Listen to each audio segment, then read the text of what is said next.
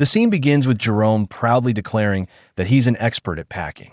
He believes he can do it better than anyone else. So, naturally, he volunteers to pack for their upcoming boat trip. He expects George and Harris, his two friends, to sit quietly while he does the work. Instead, they do exactly that, sit and watch, offering no help whatsoever. This annoys Jerome, but he says nothing and continues, trying to prove how skilled he is. At first, everything seems to go well, until Jerome realizes he's made his first mistake. He packed his boots at the very bottom.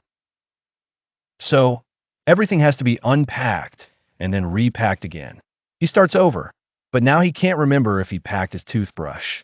He searches and searches, unpacks again, checks every corner, only to find it eventually tucked away in his shoe.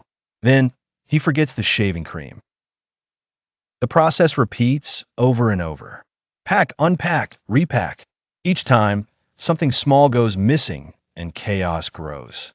Just when Jerome is losing his patience, George and Harris decide to step in and help.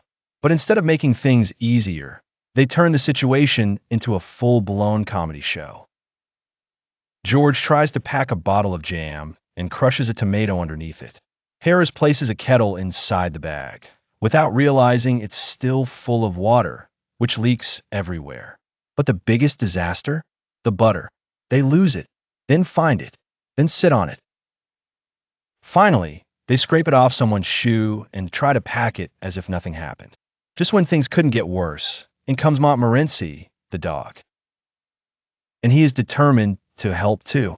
He barks at the spoons, jumps into the hamper, attacks the lemons, and pokes his nose into everything he shouldn't.